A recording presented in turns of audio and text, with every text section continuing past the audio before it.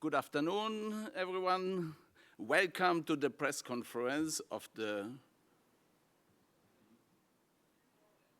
Okay. Den roten Knopf habe ich gedrückt. Ja.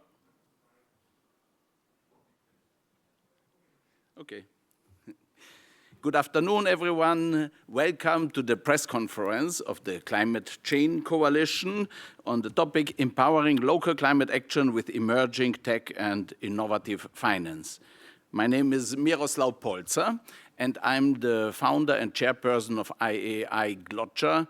It is a UNFCCC accredited observer organization, and we are also an observer organization in the Green Climate Fund, based in Klagenfurt and New York.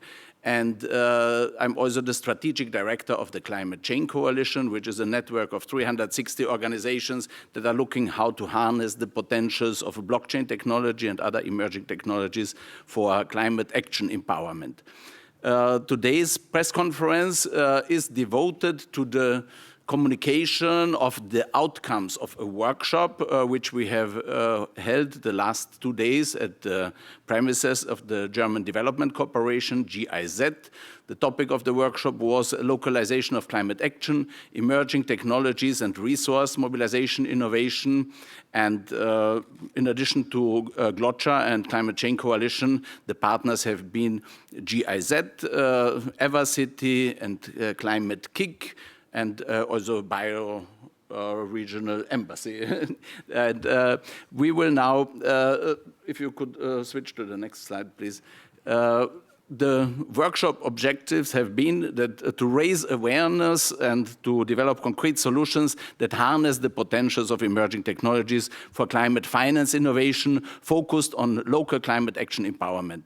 For this, we have formed a consortium of digital solution providers and social innovators, financial actors, government partners, and civil society leaders to co-create, the focus has been to co-create an operational and digital infrastructure blueprint for local climate finance hubs, local climate action hubs, and youth-focused micro-climate entrepreneurship support ecosystems. And the focus, thematic or programmatic, was also to identify cooperation potentials with the Green Climate Fund program for locally led climate action empowerment. And we will now present the partners of this consortium that has been formed, and their work in general, and this climate finance innovation specific plans in particular. And I give the word to Susanna Choe, our Director of Innovations of GloCha Foundation New York, and also the founder of Bio-Regional Embassy and a great expert in emerging technologies. Please. Thank you so much, Miro. Good afternoon, everyone. To meet the Sustainable Development Goals, we must move beyond isolated interventions towards integrated, data-driven systems and align local priorities with global ambition. That's the purpose of these local action hubs that we are going to be forming, which are bio-regionally rooted, tech-enabled ecosystems that bring together AI, Web3, geospatial tools, and crucially, the wisdom of natural systems and processes. These hubs don't just gather data, they listen to the land, water, climate, and communities to understand the dynamics of place. By harnessing the intelligence of local ecosystems, both natural and social, we can identify priorities that are regenerative, resilient, and context-specific. AI helps us process complex patterns.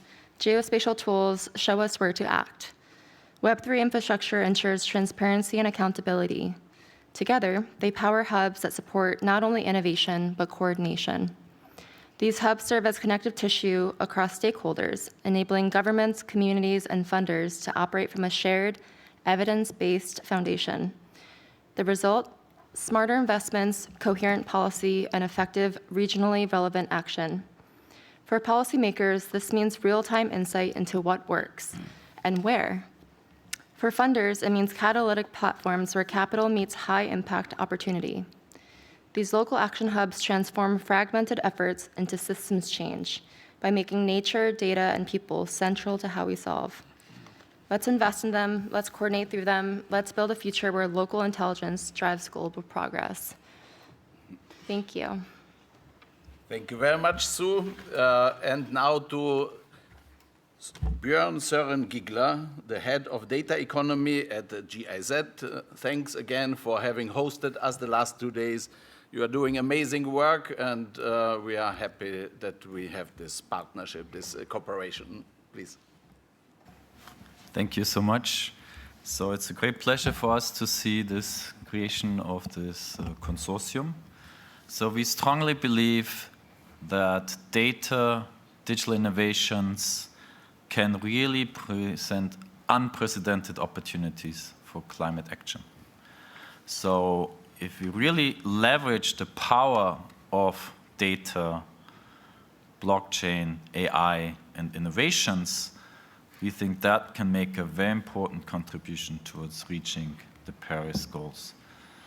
At the same time, we are also very cognizant of the risks involved in those disruptive technologies, especially AI, but also data.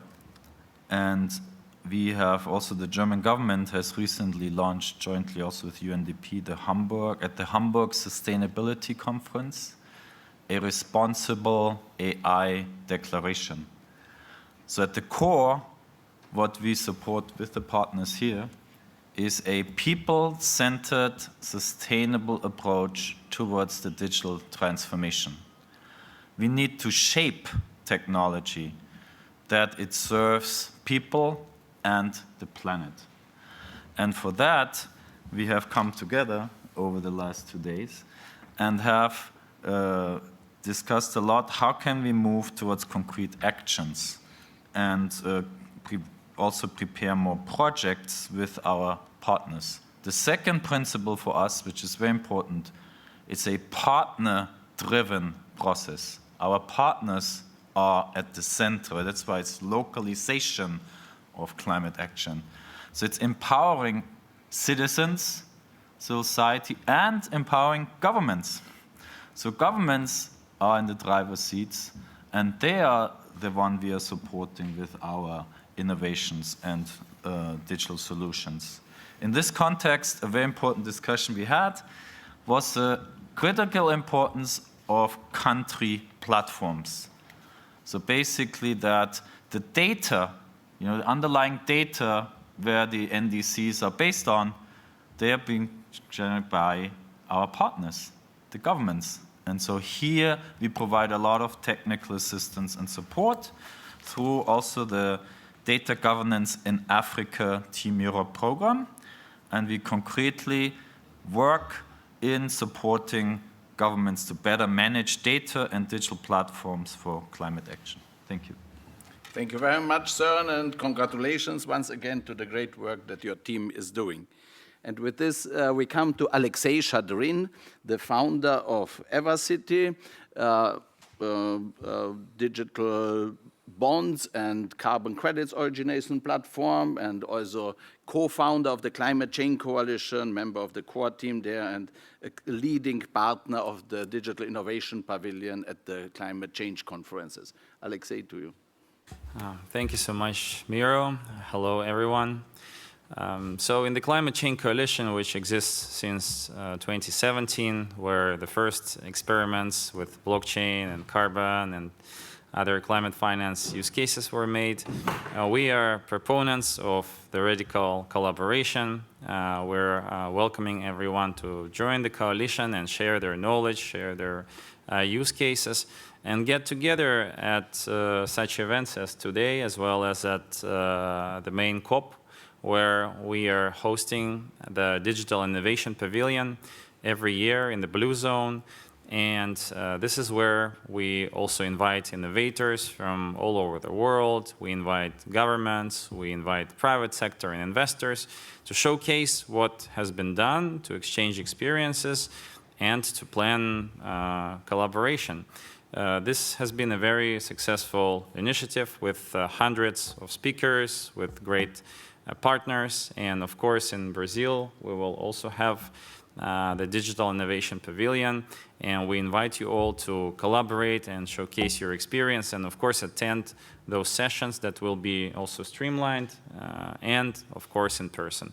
And for Evercity, we see the main problem that we're trying to solve. Everyone is talking about climate finance, and Article 6 is a very important part of it, but this knowledge is very hard to access by the people on the ground, by those who are doing the real projects in mitigation and adaptation. And our vision is that technology can serve as the digital bridge between financiers in white shirts and people on the ground who plant trees, who do renewable energy projects in communities and villages and farming.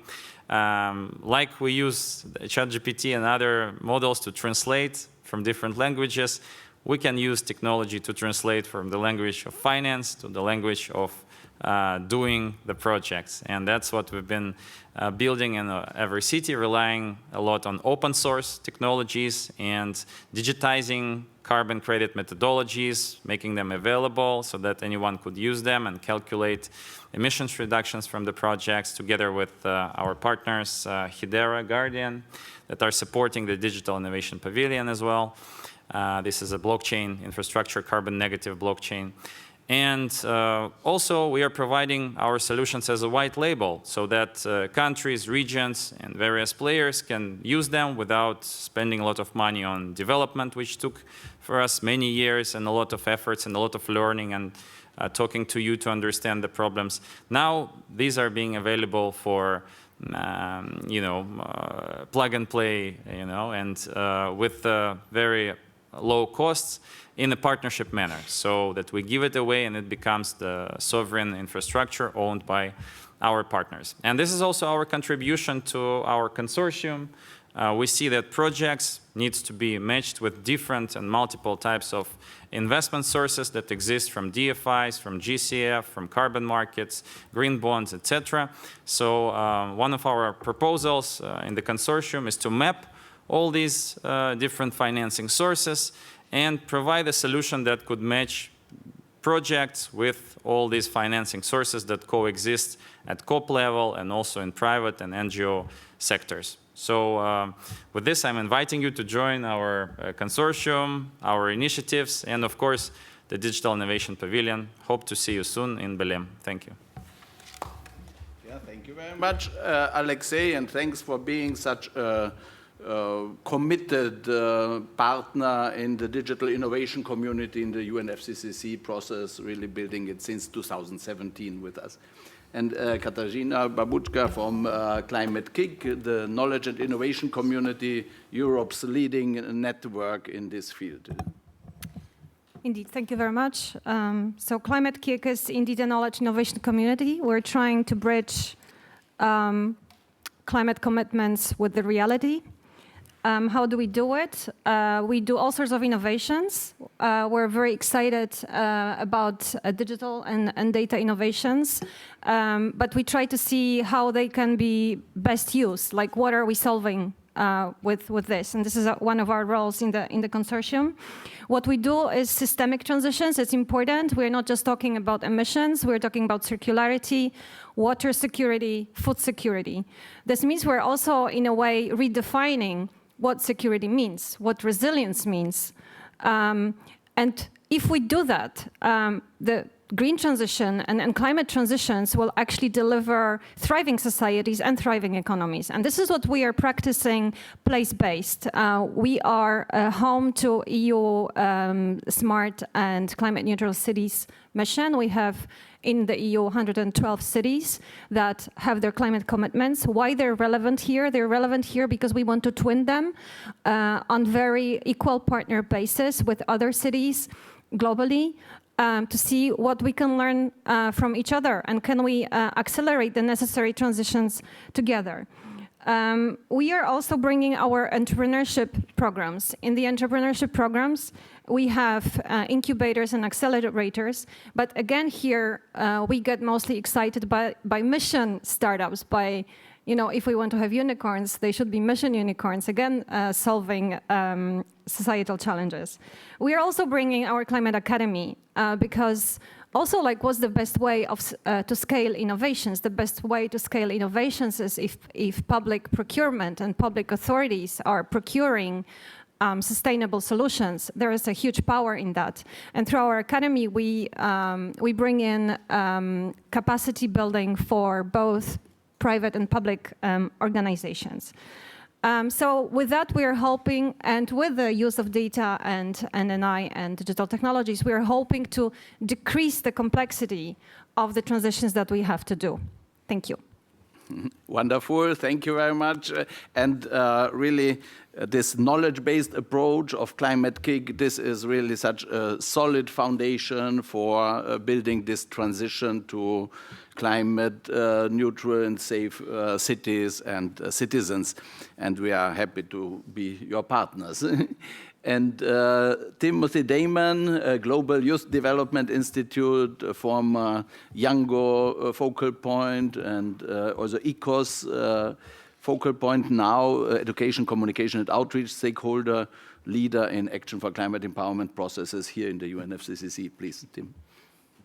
Well, thank you, Miro, for the very kind introduction there. And very happy to have been working with Miroslav now all the way since Marrakesh.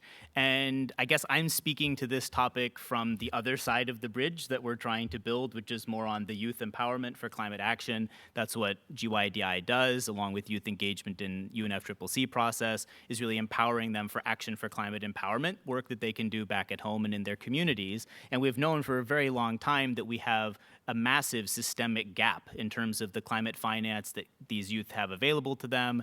There's a lack of institutional support to help youth to be able to implement. So there's a massive amount of potential for really good climate action. And there's a lot of decentralized efforts that are trying to address that. But what we really need for the systemic transformation is the kinds of solutions that we now see the potential for coming out of this consortium. So it was a very, educational moment for me, since I'm not so much in the tech side and more on the empowerment side and the user side. But it's also very optimistic, because I think what we do see is that, for example, in this process, we know how difficult climate finance is. And even though, for example, myself and the youth, we've been pushing this idea of an ACE marketplace for quite some time, it's like, we understand the challenges. Here are the solutions, governments, please implement. And we don't have that implementation yet. And we can't afford to be waiting on that implementation. And so what is so very exciting about this is that I'm beginning to see where a lot of these puzzle pieces of all of these individual different technical solutions come together to let us start overcoming these barriers, so that you can actually get the right scales and quantities and types of finance to the youth projects, community projects that need them on the ground. And so hopefully this is something that we will be able to build as the example for governments to say, we're being the solution, and we're not waiting on this process to deliver that for us, as important and necessary as this process is. So thank you again, Miroslav and everyone. Very excited to see how we can take this forward together. For this positive message. Yes, we can, and together we are strong. And talking about concrete solutions, how this looks on the ground to bring internet connectivity, renewable energy, and other services to the disadvantaged places, and in a concept that is innovative. We have Conor Colwell, who will present us the Liquidstar. Hi, thank you very much. Hi, everyone. I'm Conor from Liquidstar. We build solar-powered microdata centers called waypoints. Each waypoint provides electricity, internet, clean water, but also local AI and blockchain compute, all from the sun, in places that often don't have any reliable access to any of these services. These waypoints are designed for off-grid, underconnected areas. They're modular, self-sustaining, and have already been deployed in the field with active users. We're here because we see a strong overlap with the goals of this consortium, especially around local climate action, digital infrastructure, and emerging technology. We're very open to collaboration, whether that's piloting new tools, contributing to standards, or being part of joint projects that bring resources and digital access to local communities. Waypoints are not just hardware, they're coordination tools. They help align energy, data, and funding flows at the edge where the climate impact and human needs intersect. Right now is a critical time to get it right for the climate, for communities, and for our collective future. Thanks again for inviting me, and hope to contribute as much as possible. Thank you very much, Conor. It's really a very beautiful example how there are solutions, they are economically viable, and we have to scale the deployment. And with our consortium and with this local climate action hubs as a mechanism also for resource mobilization, which can finance also solutions like yours, we believe that there is hope for the world. We can do it, and emerging tech will help, and also passionate global citizens, as we have in our consortium. Together, we will make a positive impact. And with this, we have the opportunity for questions from the floor. Would somebody like to ask something?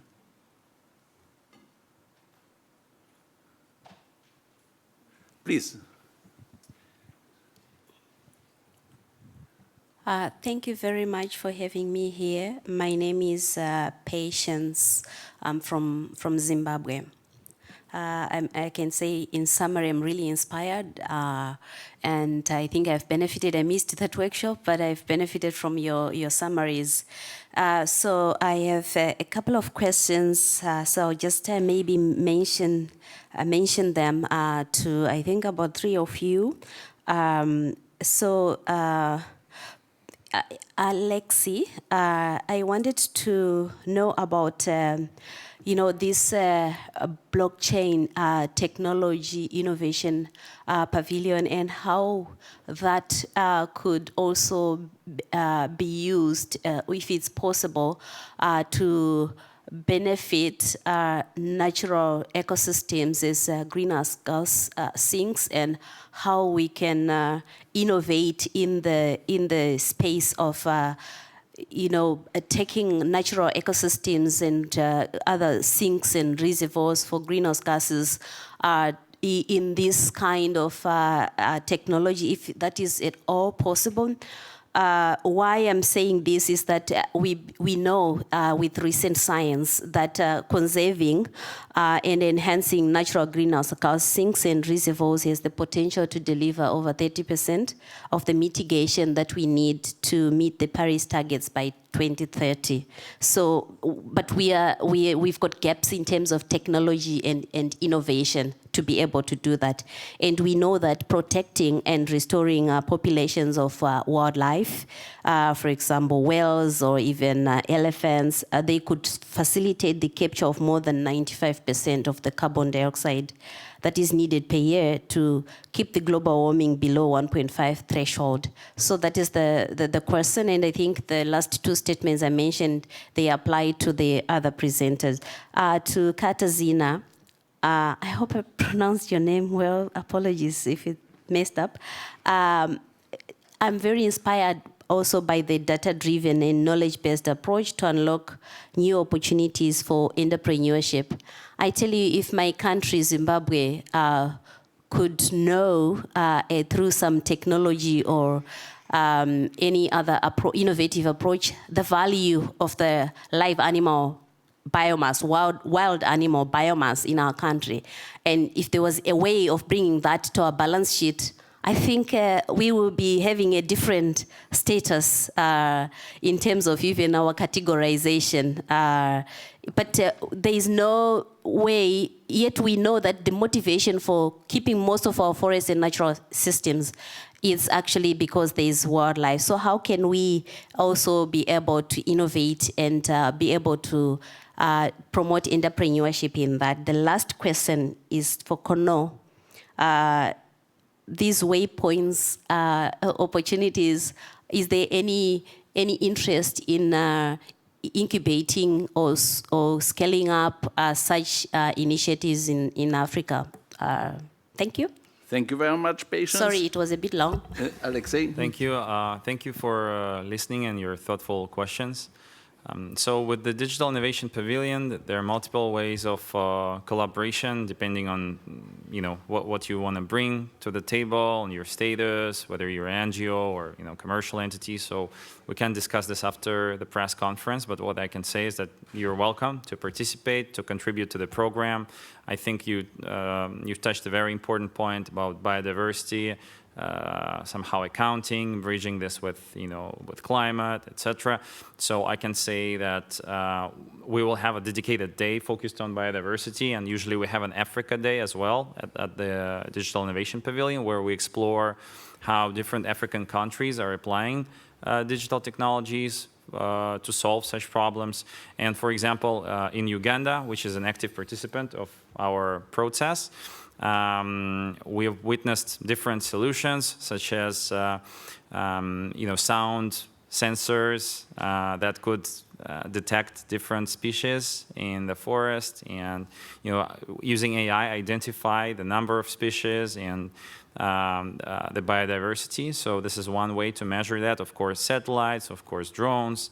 And of course, it's a complex issue, but this is rapidly developing both in Africa and Amazon and other parts of the world. So we are inviting you to discussion, to learn, also not only from us, but also from your peers, from your neighboring countries, NGOs, private sector. And definitely, if you'd like to contribute, we're happy to have you at the Africa Day and Biodiversity Day, and let's collaborate on that. Thank you. Thank you. Kasia? Yes, you pronounce it really well. It's complicated, my name, Katarzyna, Polish names. But back to your question, it's a really good question and a really good example why, as Climate Kick, we work according to place-based principles. Every place has a different set of assets. And we are also working, that's why we're also working with entrepreneurs and public-private organizations, because within the system, then we have to find an innovation that can help us valorize the assets that you have. So Alexey mentioned how you can start collecting data around what do we have, and then deciding how much it's worth requires full ecosystem of stakeholders. Public authorities would have to say, okay, we are now starting to see beyond the GDP, and we are working a bit on that to indeed valorize nature. We have started to see that, for instance, water is not an infinite resource, but we don't always understand it, and we definitely not always valorize it. So there are many examples from biodiversity discussions why it's important and how we can start doing it. So I hope this, when this project goes ahead, we could have a look in Zimbabwe, how to do it. And in the meantime, let's talk afterwards, because we might already have some entrepreneurial programs that would be relevant and useful here. Thanks. Thank you very much, Conor. Hey, thank you for your question. Yeah, our first two prototypes, one went to Jamaica, the second went to Indonesia, but the third is in Djibouti. So that's where we tested the main one with the Ministry of Energy there and the US government. So yes, we are very open to doing more, and it would be great to chat after this. Thanks. Thank you very much. One last question. If it's not, then any concluding remark? Or good? One thing. Just a concluding remark for humanity at large. I think that it's imperative that we transcend beyond our anthropocentric worldview, that humans are the dominant species here on planet Earth, and recognize that we are a part of the whole. And just like in our body, all of our organs need to connect and talk to each other and communicate. The United Nations and all the bodies within this institution that needs to communicate across the silos. Also the global ecology, everything is interconnected, interdependent, and humans must realize interconnected relationships between all of life on planet Earth in order to solve the challenges that we all share together. So. Very beautiful. Thank you very much for these thoughts. 100% endorsed and supported and loved. And to realize the planetary consciousness with these emerging technologies that exist today. I think that. Perfect. Thank you. Yes, Would you like to say another? So It's all about people, not technology. And empowering local communities and people, and also vulnerable groups, women, indigenous peoples, to really shape and own technology to improve their well-being and improve the planet. So it's very concrete then to translate this into actions and to have a positive message. As I said, we can shape AI. AI is changing the world as we speak.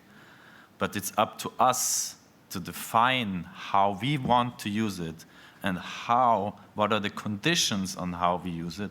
And that's why we are so passionate about also putting in place strong regulations that protect people and the environment, and then use it for the good.